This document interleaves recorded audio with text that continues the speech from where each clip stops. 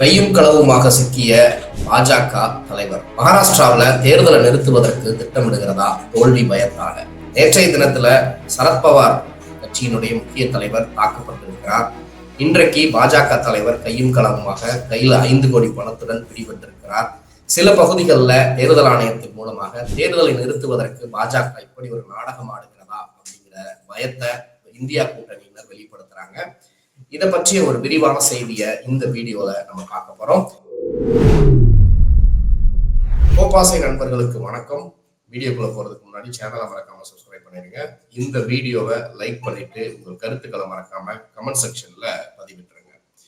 மகாராஷ்டிராவில் நாளைக்கு தேர்தல் நடக்க இருக்கிறது. 288 சட்டமன்ற தொகுதிகளுக்கும் ஒரே கட்டமாக தேர்தல் நடக்க இருக்கக்கூடிய இந்த நேரத்துல இன்னைக்கு பாத்தீங்கன்னா மகாராஷ்டிராவில் இருக்கக்கூடிய முன்னாள் கல்வித்துறை அமைச்சராக இருந்தவர் வினோத் தாண்டே அப்படின்னு சொல்லக்கூடியவர்.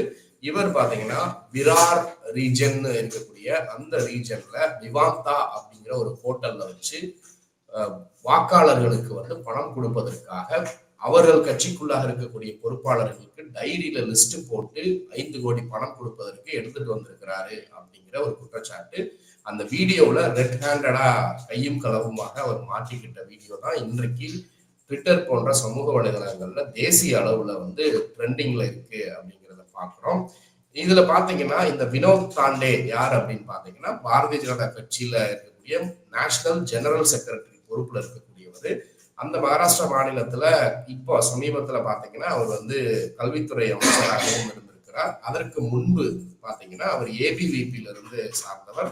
நேற்றைய தினத்துல நம்ம ஒரு வீடியோ போட்டிருப்போம். RSS அமைப்பு இந்த தேர்தலில் எப்படியாவது வெற்றி பெற வேண்டும் என்பதற்காக களத்துல மிகப்பெரிய ஒரு பட்டாளத்தையே இறக்கி இருக்கிறாங்க, நெட்வொர்க்கே இறக்கி இருக்கிறாங்க, பயங்கரமா வேலை செய்து கொண்டிருக்கிறார்கள் அப்படின்னு நம்ம சொன்னோம் இல்லையா. மேபி இது இந்த சம்பவம் அதுல ஒரு பகுதியாக இருக்கும். நேற்றைய தினத்துல பாத்தீங்கன்னா சரத்பவார் அணியில சார்ந்த தேசியவாத காங்கிரஸை சார்ந்த அனில் தேஷ்முக், முன்னாள் மகாராஷ்டிரா மாநிலத்தினுடைய ஹோம் மினிஸ்டராக இருந்தவர், அவர் திடீர்னு பாத்தீங்கன்னா ஒரு பிரச்சாரத்துக்கு போயிட்டு ஒரு பொதுக்கூட்டத்துக்கு போயிட்டு ரிட்டர்ன் வர்ற வழியில திடீர்னு மர்ம நபர்களால் அவருடைய வாகனத்துல கல் எறிகிறாங்க. அதுல பலத்த காயம் அவருடைய தலையிலும் ஷோல்டர்லயும் ஏற்படுது. மிகப்பெரிய அளவுல நேற்று ஒரு பதட்டத்தை மகாராஷ்டிரா மாநிலத்துல இந்த சம்பவத்தின் மூலமாக உருவாகுனது அப்படின்னு பார்க்கலாம். இந்தியா கூட்டணி தரப்புல என்ன குற்றச்சாட்டு வைக்கிறாங்கன்னா, மாநிலம் முழுக்க சட்டம் ஒழுங்கு சீர்குலைந்து கிடக்கிறது. முன்னாள் அமைச்சர் பாபா சித்திக்கு சுட்டுக் கொல்லப்படுகிறாரு. அவருக்கே பாதுகாப்பு இல்லை. சமீபத்துல 1 மாதத்திற்கு முன்பு நடந்த ஒரு சம்பவம்.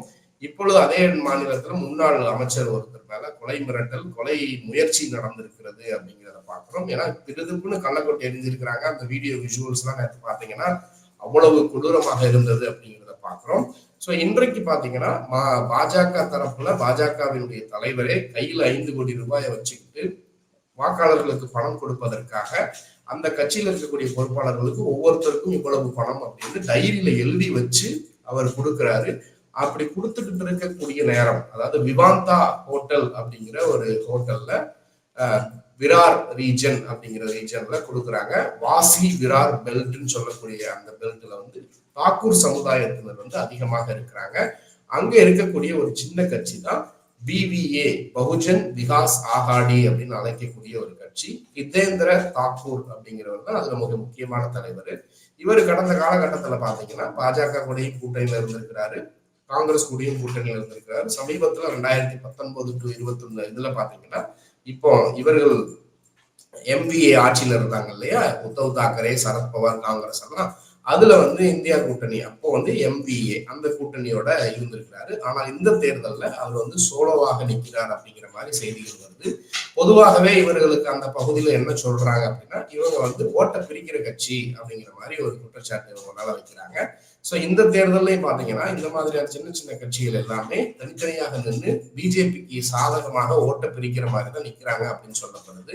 அப்போ பிஜேபிக்கு ஆதரவாக நிற்கக்கூடிய கட்சி, இந்த கட்சியை சார்ந்தவர்கள் தான் இந்த வினோத் தாண்டே அப்படின்னு சொல்றாங்க இல்லையா, அவர் பணத்தை கொண்டு டிஸ்ட்ரிபியூட் பண்றாருன்னு அவர்களை கையும் களவுமாக அந்த இடத்துல கட்சி தொண்டர்களோட பிடிச்சதே இந்த BVA கட்சியை சார்ந்தவர்கள் தான், பகுஜன் விகாஸ் ஆகாடி கட்சியை சார்ந்தவர்கள். அப்ப இவர்கள் ஏன் இவர்களுடைய நண்பர்களையே காட்டி கொடுக்கணும் அப்படிங்கிறது எதற்காக அப்படிங்கிறது தான் இப்போ ஒரு சந்தேகத்தை கிளப்புது. என்ன அப்படின்னா, இவர்கள் இந்த மாதிரியான சம்பவங்கள்ல ஈடுபட்டு ஒருவேளை தேர்தல் ஆணையத்துக்கு ஒரு அழுத்தத்தை கொடுத்து ஒரு சில பகுதிகளில் தேர்தலை தள்ளி வைக்கலாமா அப்படிங்கிற ஒரு முயற்சியில ஈடுபட்டிருப்பதாக தகவல்கள் வருது.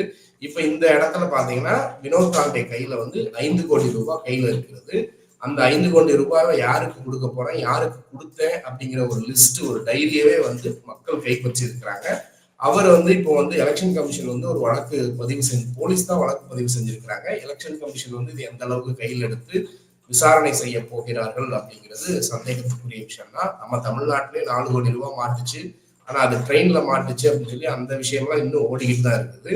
ஆனா இங்க ஏற்கனவே அந்த மாநிலத்துல இப்ப பாஜக தான் ஆட்சியில் இருக்கிறதுனால அது எந்த அளவுக்கு விசாரணைக்கு போகும் அப்படிங்கிறதுலாம் 2வது விஷயம்.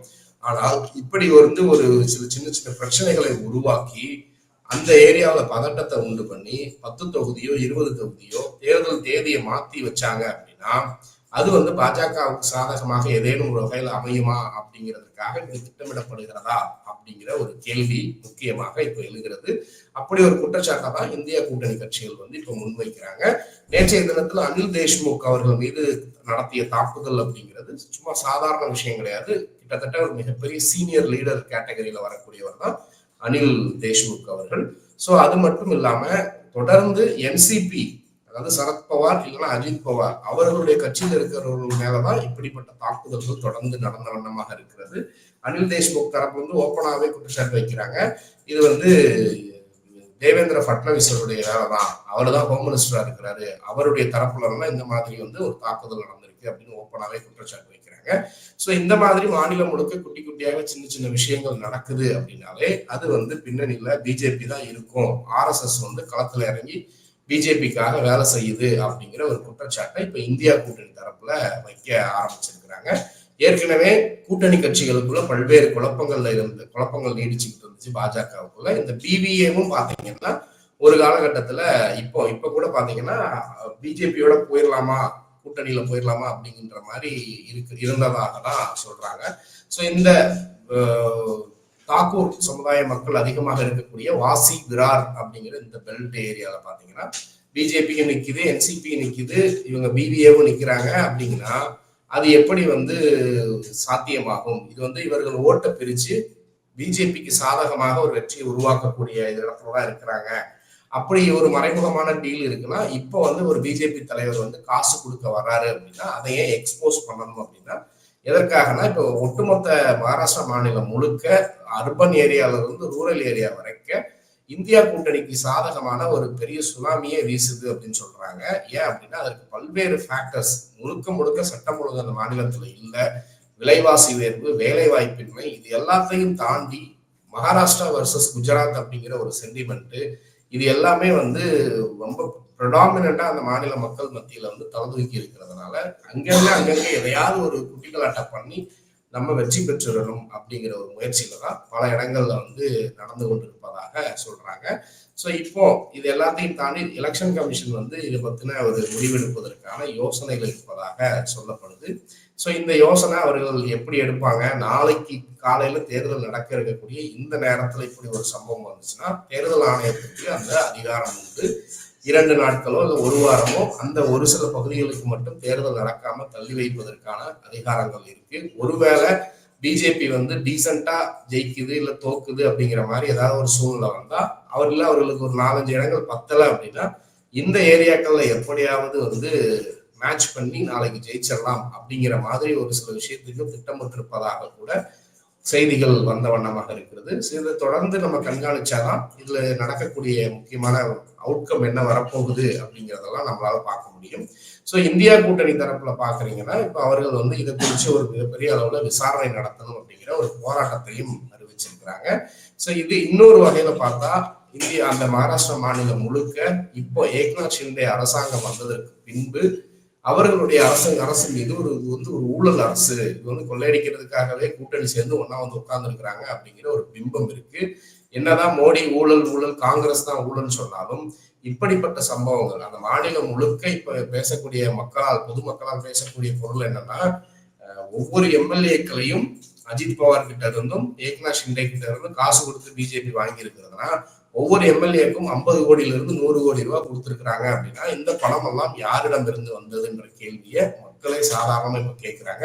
இப்ப இந்த வினோத் தாண்டேனுடைய இஷ்யூலயுமே பாத்தீங்கன்னா சோசியல் மீடியால வந்து கமெண்ட்ஸ்ல வந்து மக்கள் கேட்கக்கூடிய கேள்வி தான் இதுதான். இப்ப சிபிஐ எங்க, இன்கம் டாக்ஸ் எங்க, எலெக்ஷன் கமிஷன் எங்க, அமலாக்கத்துறை எங்க போச்சு அப்படிங்கிற கேள்வி. இதெல்லாம் மோடி அவர்கள் வந்து கேட்க மாட்டாரா, இதெல்லாம் குறித்து பேசவே மாட்டாரா அப்படின்னு மக்களே கேட்கிற அளவுக்கு ஆப்வியஸா இந்தியா கூட்டணிக்கு ஆதரவாக ஒரு அனுதாப அலை வீசுதுன்னு சொல்லலாம். ஸோ தொடர்ந்து இதை குறித்து பார்க்கலாம். இதை குறித்து நீங்க என்ன நினைக்கிறீங்கன்றது மறக்காம கமெண்ட்ல சொல்லுங்க. நன்றி.